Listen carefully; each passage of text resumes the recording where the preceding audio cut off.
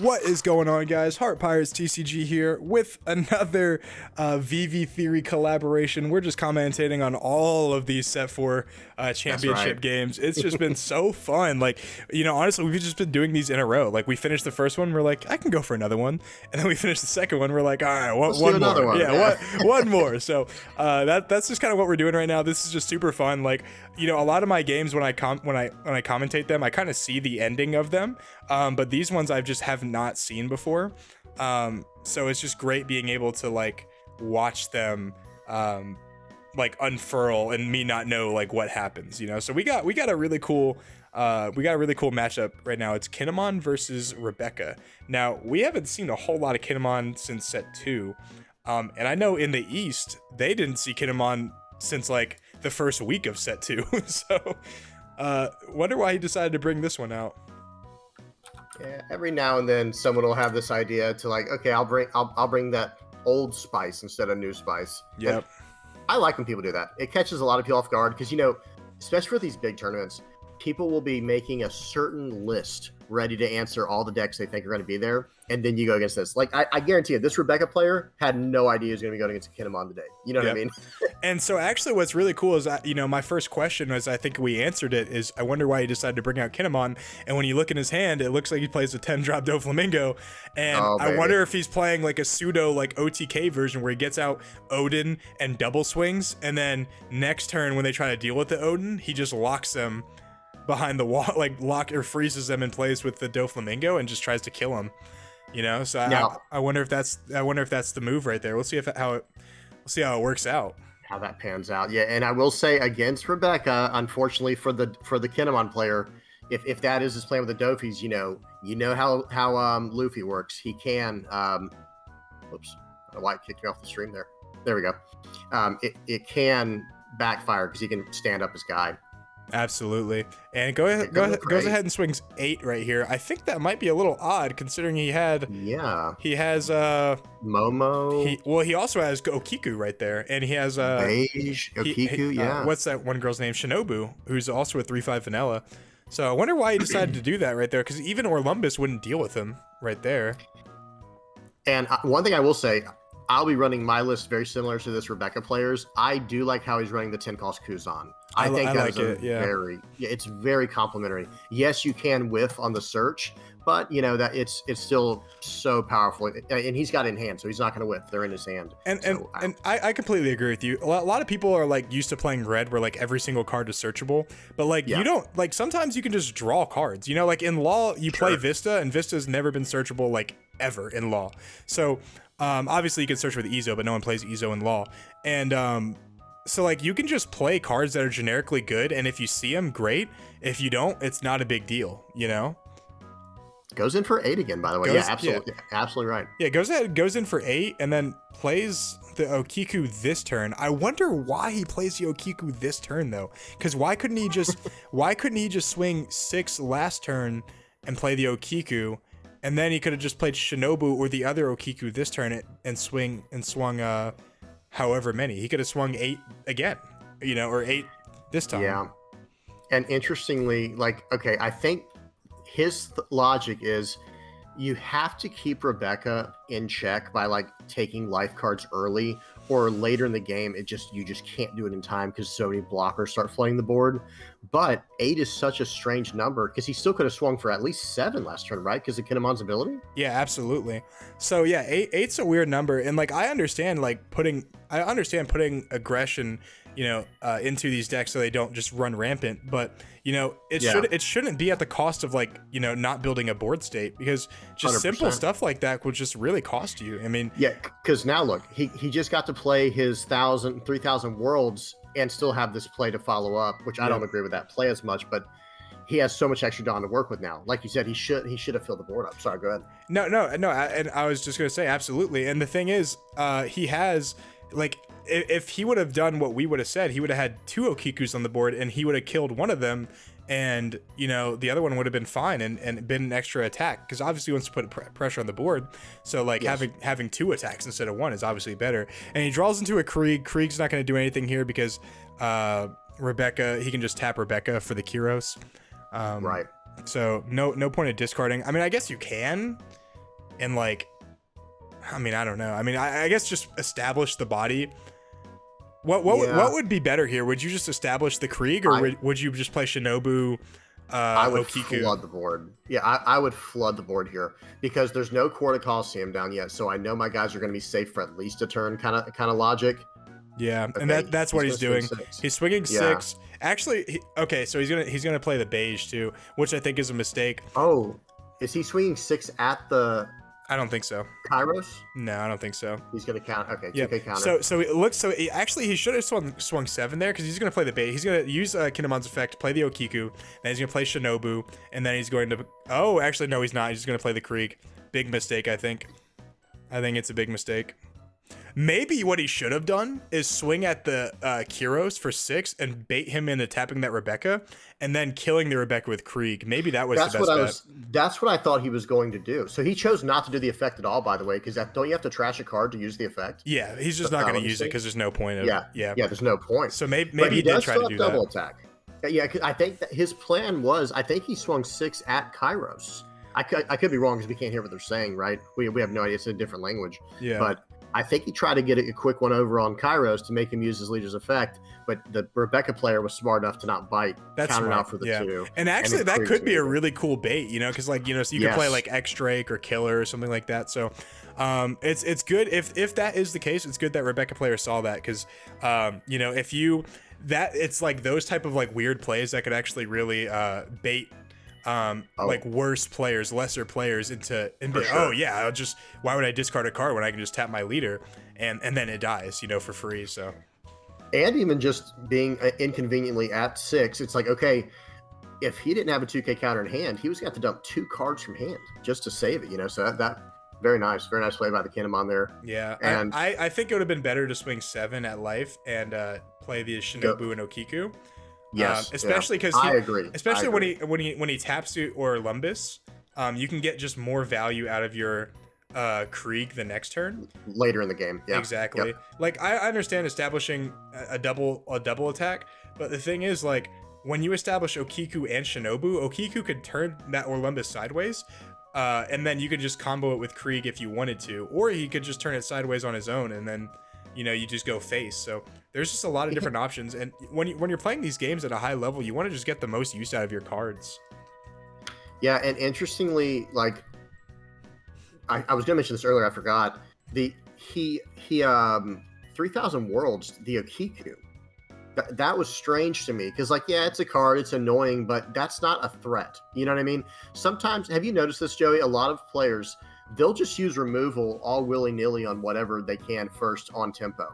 When it's like, well, you need to save some of it or you won't have answers to the real threats later in the game. Exactly. It's like, a lot of people were punished, back in set 1 when they had opportunities to like kill a blocker law, and they're like, okay, you kill this blocker law, this Hawkins, well, now you can't answer my 8-drop kid and you lose. There's definitely some merit into establishing bodies on tempo, but if the card has like a win condition, or if a deck has a win condition and you're like not playing around that win condition, then like you're just putting yourself in a really stupid position. Do you see what the Rebecca player just did, by the way? He tapped his leader, and I 100% agree with what you're saying, but real quick, he tapped the leader. He used Orlumbus' ability to KO the Kairos so that he could trash 2 cards from the top of his deck to tap down the Rebecca. I'm so confused. I actually didn't see that. Actually, can we go back real quick? Go back. I'm sorry, and I didn't mean to interrupt your point. No. I was kind of like lost in thought here. Let me watch. Because what? Because what? First. So all right. So watch him play it here. Okay. Okay. So he swings 6 with Kairos. Okay. Going at face for 6. I think he 2Ks out. Or no, he might actually take this. Excuse me. I saw him take the life. Yeah.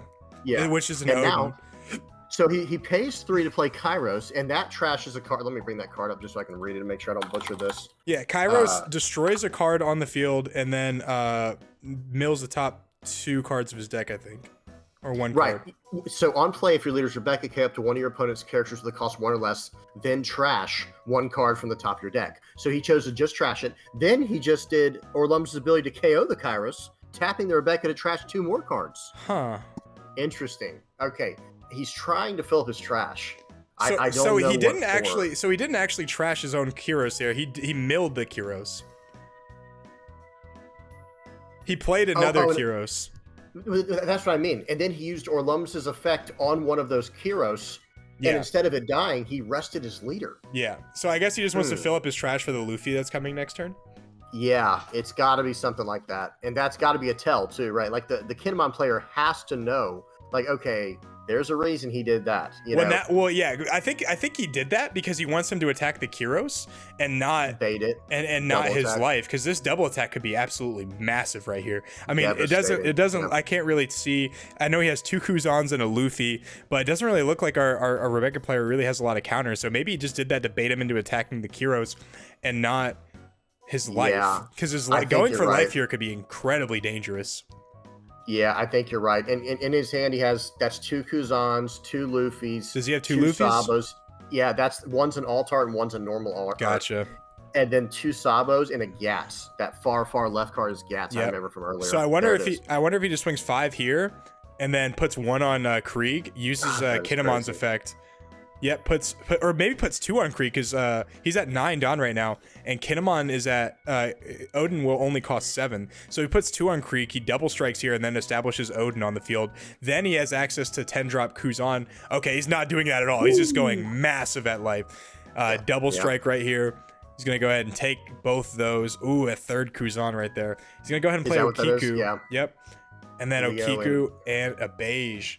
Oh, so that's interesting. I personally would have just done 9 right there, because he didn't have the counter for it. But even if he did have the counter, you make him discard 3 cards to get out of that attack, and then you establish Odin. And Odin is just another body that, like, if he goes for the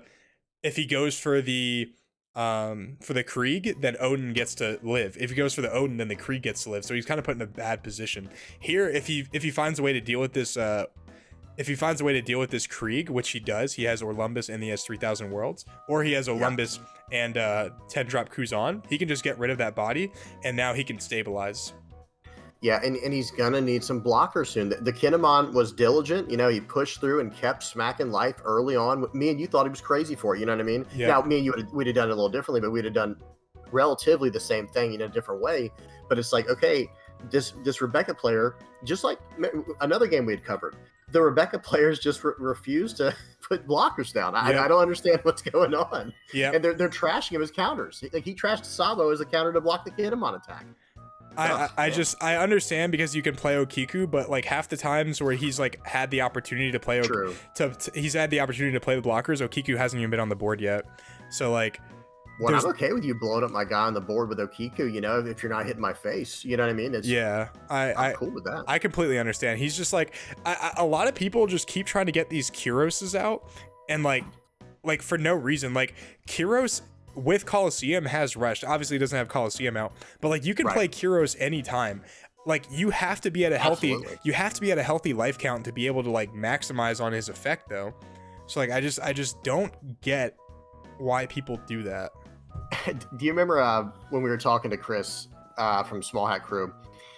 So me and him, there was like a amped up argument. We weren't arguing or anything. It was like a friendly banter, really. They were talking about how strong Kairos was, and how he basically is the 5K swing for Rebecca. And I was like, well, no, that's not really nice. He gets rid of the Krieg, like we were saying, with Orlumbus and Kuzan. If he had the Odin now, that would have been a way different ball game, honestly. Oh yeah, he wouldn't have been able to just commit like that. Exactly. Yep.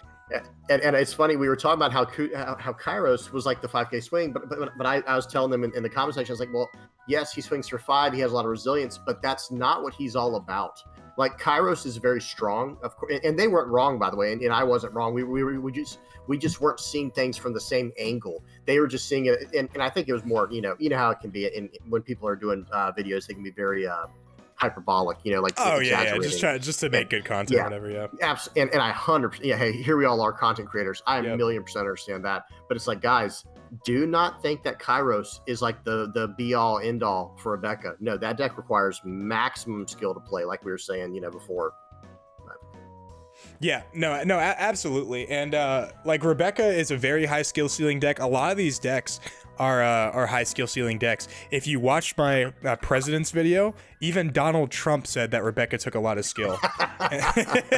so, so that's why Biden does not like Rebecca or Queen very much, because these decks require a lot of thought, and one misplay can really cost you, you know. And even playing against them, like, you have to understand what they can do, because like obviously they all have rush most of the time when you have Coliseum out, but like they can also, you know, bottom deck your stuff. They can play Kuzan. They can just do a lot of different things that you don't expect. And you have to understand the deck very well, you know, playing against it and playing it to make the best plays. You know, like I said, like we said earlier, like if he could have swung 9 here with that Krieg earlier, maybe he connects, maybe he doesn't, but it's an automatic 3 cards out of his hand or 2 life. And then if he establishes the Odin, like, he would be in a much better, he wouldn't just be swinging with, you know, Okiku Kinemon. Yeah, so like he would be pressuring his life to kill him, and maybe even he does. And he certainly couldn't play the Kuzan if he had the Odin out. You know what I mean? And the thing is, like, he's debating playing this 10-drop Kuzan right here. Or not 10-drop Kuzan. He's debating playing this 10-drop Dofi right here. And like, what is that going to do? Because the second that his turn passes, he can just bottom deck it with 3,000 worlds. Yeah, exactly. And on top of that, like, yeah, it'll tap down the 2 Kairos, but who cares at this point in the game, right? That's like kind of what we were saying before. Like, okay, yeah, they did their job. You know what I mean? Ultimately, when a Kairos comes into play, he does his job. Like, anything he gets after that is just straight up, you know, icing on the cake, or however you say it. Yep. But like, now he's sitting on 2 more Kuzans in hand, and two yeah, there he goes, just like you said. So the leader can't untap, or the 2 Kairos. Nope. So interestingly, he can try to start cleaning up these Kairos, because he does still have 3 life left. We know. So he absolutely can, right? So he can play this. Yeah. He can play this Kuzan right here and just kill the Dofi straight up, right? And then he can attack into the Okiku. And the thing is, if he responds to that with another Doflamingo, which he has in his hand, he can just, because he has actually 3 Kuzans in hand, unless he discarded one of them. But if he responds with another Kuzan, that can be met with a Leo, that can be met with another Kyros, and just kill it for free. And then if he responds with an Odin, you can't even get Odin's effect off, because he has 3,000 worlds. He's gonna bottom deck it. So it's just there's no answer he has, because he missed, like, it's crazy how all these games come down to what you should have done 3 turns ago. It's so crazy. And now look at this. I actually think this is a mistake right here, though. Me too. How strange is this when they played their blockers in the East, man? I'm so confused, because like you said, this turn should have gone like this. Oh, look, he had the other Kuzan. Yeah, he had the other Kuzan. Yeah, he should have went Kuzan, KO your Doflamingo, like you said. You smash Doflamingo into what's her name? Ikaku, or whatever. What's her name right there? Okiku. Yeah, man, I said it like a mental lapse there, man. Sorry about that. You're good. You smash into Okiku just like this, just like you did. Okay, what is he gonna do? Oh, he's gonna 3,000 worlds it. That was such a huge mistake. Such a huge mistake. So if he goes, the thing is, like, obviously he doesn't know what he has in his hand, but he establishes the Kuzan, the second Kuzan, which is just a card that the Kinemon player can literally just not get off the field. That second Kuzan gives your Leos and your Kyroses infinite value, because you're killing anything. You can kill a 10 cost for free with that second Kuzan. And then the next turn, like, obviously you swing into the Okiku, you clear his board. Yeah, he maybe can do an extra life if he swings 8 at life, but you still have, at that point, if you wanted to, that's the turn you can play the blocker, you can play the Sabo, and then you can bottom deck whatever he plays. You know what I'm saying?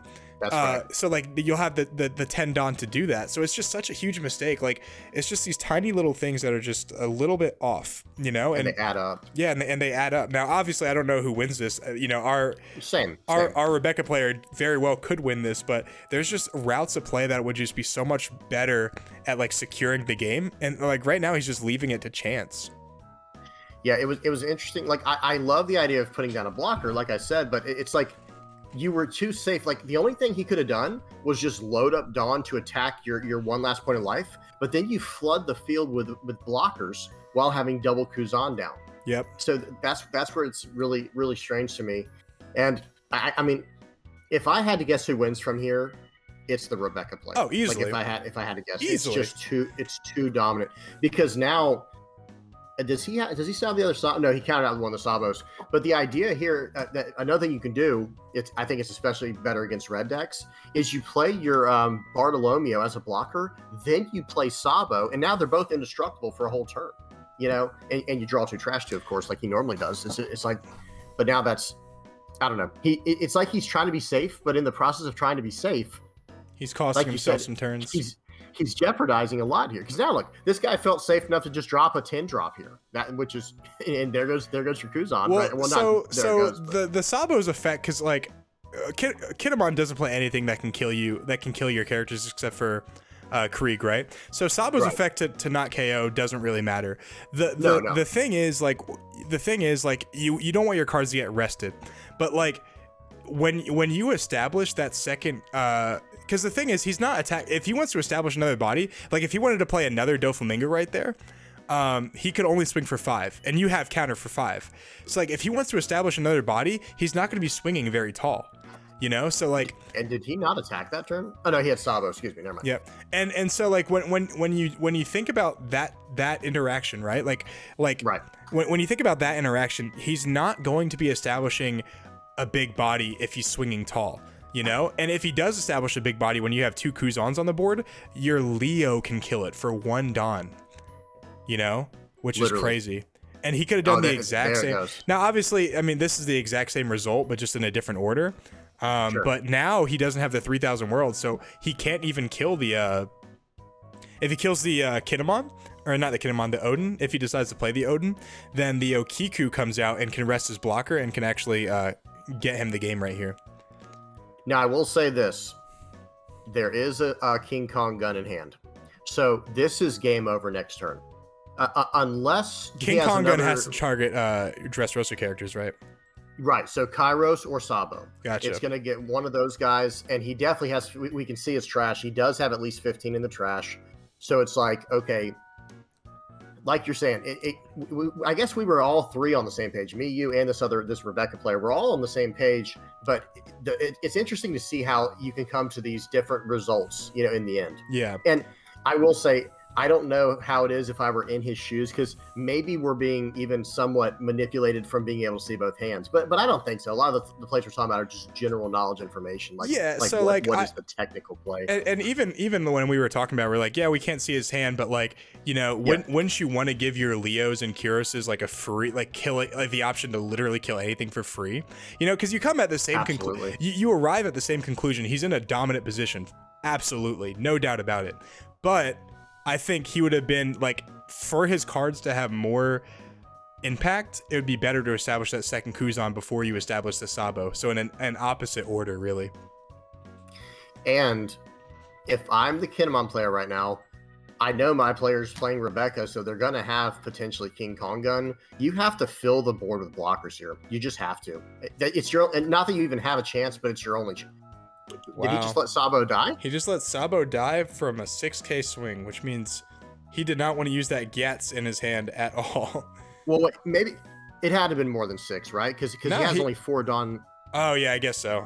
You must have stacked it weird on. Okay, sorry, yeah. I thought it looked like 6, and then, yeah, so he's out of Dawn. Okay, gotcha. I was going to say, why didn't he just counter out of that? That was weird. But yeah, okay, gotcha. You scared me on that one. Me too. Yeah, I was like, dude, there's no way you just let that Sabo die. Absolutely not. Honestly, okay, I'm a little crazy sometimes. I might have just taken it. He's got 1 life left, and the game's over this turn. So it's like, well, it would be, because what does he have in hand? He has, because. So he has Kong gun. I mean, he can't really use Kong gun though because of the killer. No, yeah, too many blockers. Too many blockers. I wonder what he does. I mean, he could still just like, I mean, he has board presence, so like he might not be able to kill him this turn, but like the other guy can't kill him next turn, so I don't think it matters that much, right? Can't you? Yeah, definitely. And like technically speaking, okay, couldn't you just go? Wait, he has Luffy. Yeah, he has Luffy to kill the blockers. Yeah, that's what I was about to say. Luffy kill the blockers, double Kong gun the Kyros, double swing. He has to take it. He doesn't have counter. Then you swing 10-10. And how much does he have in hand? I see. He has the Kinemon player. Yeah, so he has a Poo, which is a 2k. He has a killer, which is a 1k. So he has 5k worth of counter. Yeah. Yeah. So it still is kind of close, though. I will say it is still kind of close. Yeah, I mean, if he could play this Luffy and just end the game right here, the guy would have to have like a handful of 2Ks to even maybe win that. Yeah. Now, maybe one thing I would swing with the other guy here. What's his name? The other Kuzan here, and see if he throws away another blocker, because then you can't. Okay. So he's just gonna play the Kongun here. Does he have something to remove this guy that I'm not seeing in his hand? He could just play Luffy. I don't understand. Oh. He's just gonna swing with it, and he's just what? What is happening? What is happening? That will get him off the board, I guess. Yeah, let him cook. Let him cook. That's too let good. him cook, bro. Yeah, he's in such a down position. I don't even think he can lose. Let's just be honest. He's got double Kongun. Gotcha. He had two of them. Gotcha. Where did he pull that one from? I didn't see the second Kongun either. Gotcha. Okay. But yeah, just swing 11 here. Swing 11 here if he takes it. If he takes it, he loses. If he doesn't take it, he still probably loses next turn anyway. So just swing 11 here. You don't have to put Dawn on him, bro. Yeah. I mean, a Pump Gibson off trigger would hurt here a lot, though. Yeah. No, you don't have to worry about that. He's swinging 12. Why would he swing 12? What's 12? He's swinging for a random 12. He just took both life cards. He didn't check triggers. Yeah. He goes, yeah, I don't run triggers, bro. Life here. He can counter out of this. No, he can't. No. Yeah, the double Kongun definitely is a way, but I feel like that just like was a weird. Like he's laughing too. He's like, yeah, that double Kongun, yeah. That's awesome. Yeah, that was a funny game for sure. They did some weird plays, man, over there. But I mean, you know what's funny is everyone that we critiqued ended up winning the game. Oh, actually, never mind. The Zoro lost.